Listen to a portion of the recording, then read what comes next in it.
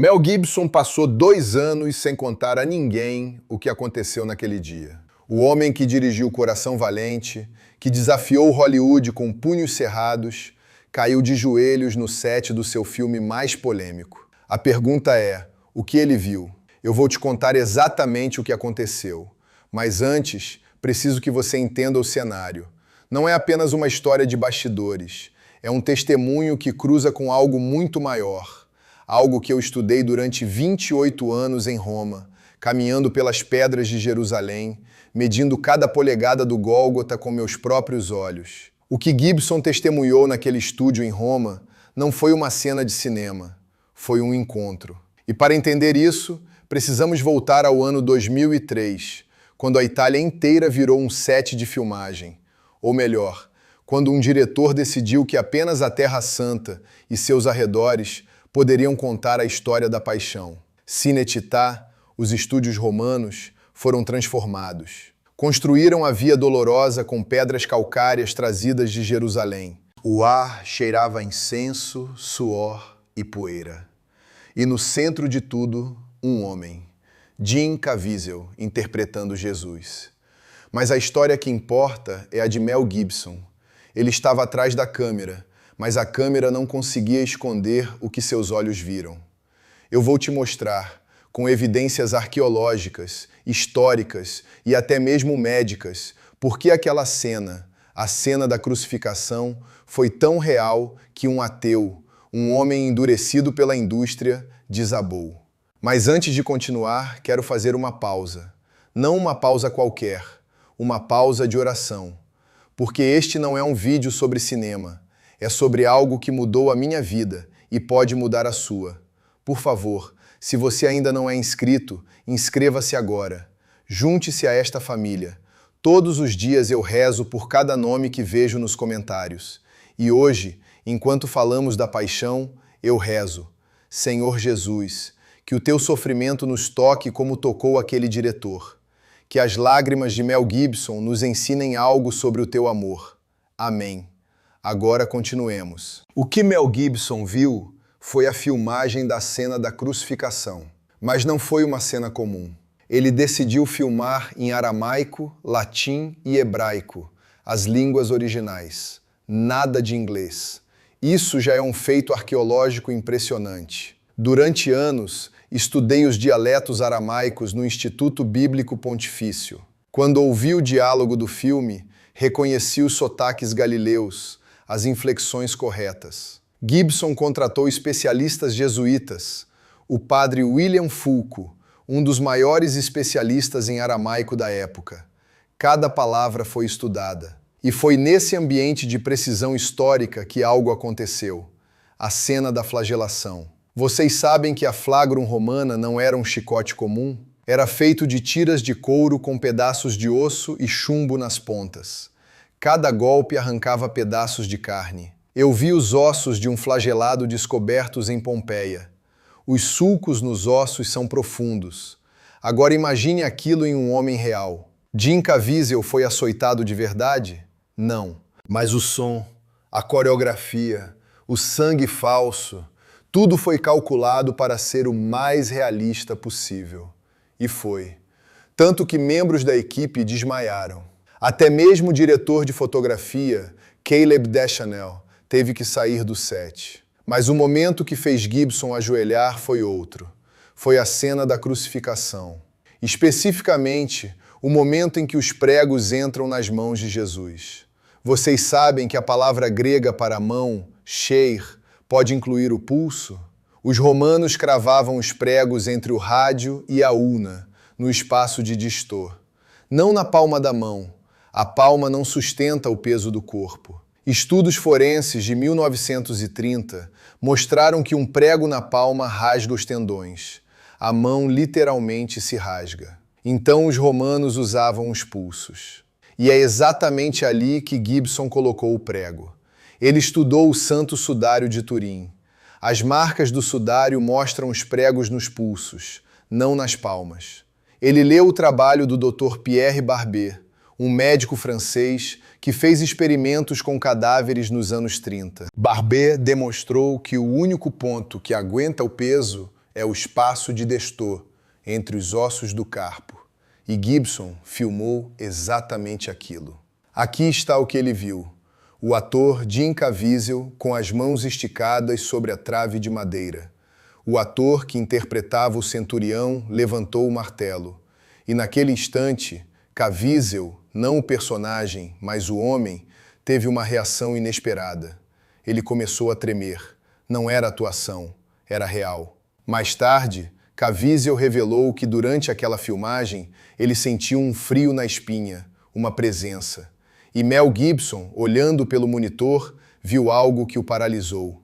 Ele me contou, ou melhor, ele contou a uma plateia de fiéis em 2012, durante uma entrevista, que ao ver a cena, ele teve uma sensação avassaladora de estar testemunhando algo real. Ele disse: "Eu vi meu Salvador sendo pregado naquela cruz. Eu estava ali." E então ele caiu de joelhos, chorou, não conseguia parar. A equipe parou, ninguém sabia o que fazer. O diretor, o homem que controlava tudo, estava prostrado. Agora, eu quero te mostrar o que os arqueólogos e historiadores confirmam sobre aquele exato momento. Sabemos que a crucificação era uma morte lenta e agonizante. A palavra latina crux significava apenas o instrumento. O supliciado carregava o patibulum, a trave horizontal, que pesava cerca de 40 quilos. O stipes, a vertical, já estava fixo no local. Jesus caiu 3 vezes, segundo a tradição, mas arqueologicamente temos evidências de que a via sacra tinha calçadas irregulares. Em Jerusalém, escavaram pedras com mais de 2000 anos. Elas são polidas pelo uso, mas cheias de sulcos. Um homem carregando 40 quilos, já enfraquecido pela flagelação, cairia. E caiu. Tudo isso Gibson recriou. Mas a emoção que ele sentiu não veio da precisão histórica, veio da verdade teológica. E é aqui que eu quero conectar isso a algo que mudou minha própria vida espiritual. Eu vou te contar um segredo que nunca compartilhei neste canal. Todos os dias, antes de abrir os olhos completamente, eu alcanço algo. É a primeira coisa que faço. Antes do café, antes da oração, na verdade, é a minha oração. Eu tenho um aplicativo no meu celular que me leva exatamente por este tipo de conteúdo que estamos discutindo agora. Textos antigos, conexões arqueológicas, a escritura diária que traz tudo à vida. Ele transformou minha manhã de rotina em revelação. Eu deixei o link no comentário fixado. Dê uma olhada depois deste vídeo. Mas deixe-me continuar, porque o que aconteceu depois em Jerusalém é algo que a maioria das pessoas nunca ouviu. Voltemos à filmagem. Depois da cena dos pregos, Gibson pediu um tempo. Ele se ajoelhou no chão de pedra do estúdio, que estava frio, e chorou. A equipe ficou em silêncio. Alguém disse que ele rezou. Não uma reza qualquer. Ele recitou o Pai Nosso em aramaico, a mesma língua que Jesus falou. E ali, naquele momento, algo mudou. Ele não era mais um diretor, era um peregrino. E foi isso que o levou a fazer algo que nenhum outro diretor fez. Ele colocou a própria fé no centro do filme. A cena mais poderosa para mim não é a crucificação. É o momento em que Maria, interpretada por Maya Morgenstern, se levanta para enxugar o sangue do rosto do filho. Isso não está nos evangelhos canônicos? Está em uma tradição oral que eu estudei nos arquivos do Vaticano, uma tradição dos primeiros cristãos de Jerusalém. Maria, a mãe, teria se aproximado da cruz e com um pano limpo o rosto de Jesus.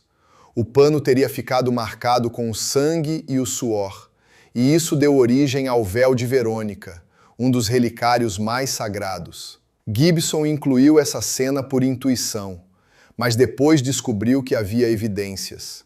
E eu vi o véu de Verônica, ou uma cópia do século VI, na Basílica de São Pedro. A imagem é espelhada, como se tivesse sido impressa. A ciência moderna não explica, mas Gibson não sabia disso na época.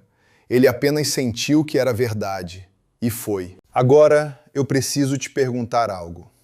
Enquanto você assiste a isso, Eu sei que alguém está passando pelo seu próprio Getsêmani. Talvez você se sinta sozinho. Talvez Deus pareça silencioso. Escreva nos comentários o que você está passando. Eu leio cada um.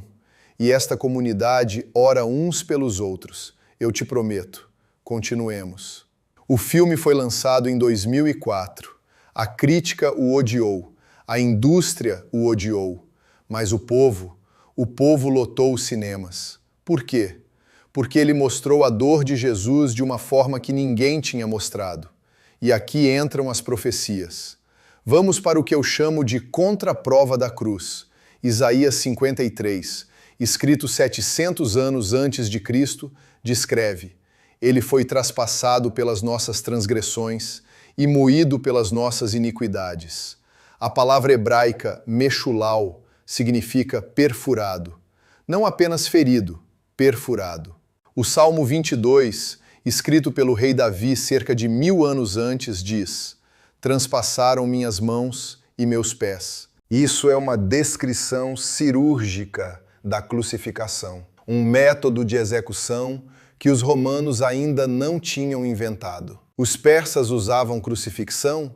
Sim, mas não com pregos. Os fenícios? Talvez, mas ninguém no tempo de Davi conhecia esse detalhe. É profecia cumprida. E o mais impressionante, a medicina moderna confirma. Dr. Frederick Zugibe, um patologista forense, estudou a crucificação. Ele descobriu que a posição do corpo com os braços esticados causa asfixia em minutos, a menos que a vítima empurre com as pernas para respirar. Jesus teve as pernas quebradas?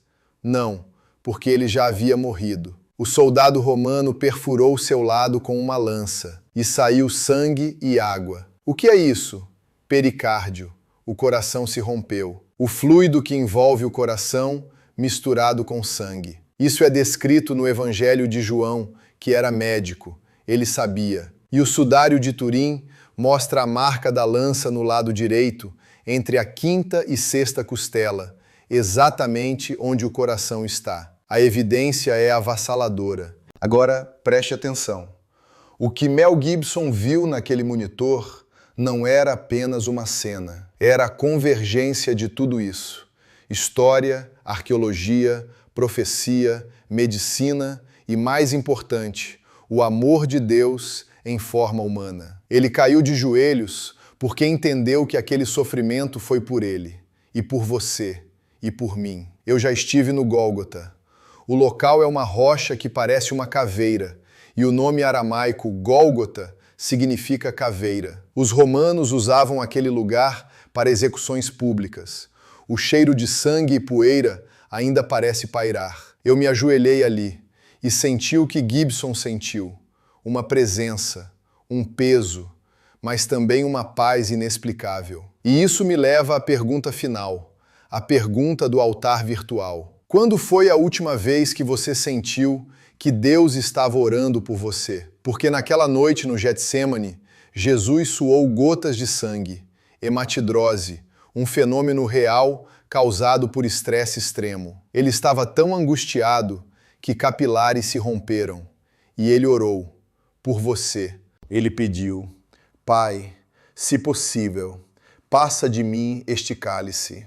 Contudo, não seja feita a minha vontade, mas a tua. Ele sabia o que viria e foi por você. Agora, antes de você sair, tudo o que acabamos de ver, as pedras, as profecias, as lágrimas de Cristo e as lágrimas de um diretor, isso não pode ser apenas um vídeo que você assistiu uma vez. Precisa se tornar parte do seu caminho diário. É exatamente por isso que coloquei algo no comentário fixado. A ferramenta que mencionei antes, a que uso todas as manhãs antes da missa. Ela pega tudo o que discutimos hoje e transforma em um encontro diário com Deus. Não uma vez, todos os dias. Vá ao comentário fixado agora. Não role para cima sem antes ver. Se este vídeo mudou a forma como você vê a paixão, inscreva-se. Eu vou fundo assim toda semana. E mais uma coisa, agora, enquanto você está sentindo isso, pense em uma pessoa, apenas uma, alguém que está lutando, alguém que está procurando, alguém que precisa saber que não está sozinho. Envie este vídeo para essa pessoa.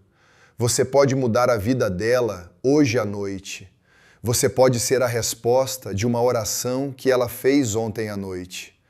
Que a paz de Cristo, que excede todo entendimento, guarde o seu coração e a sua mente. Amém.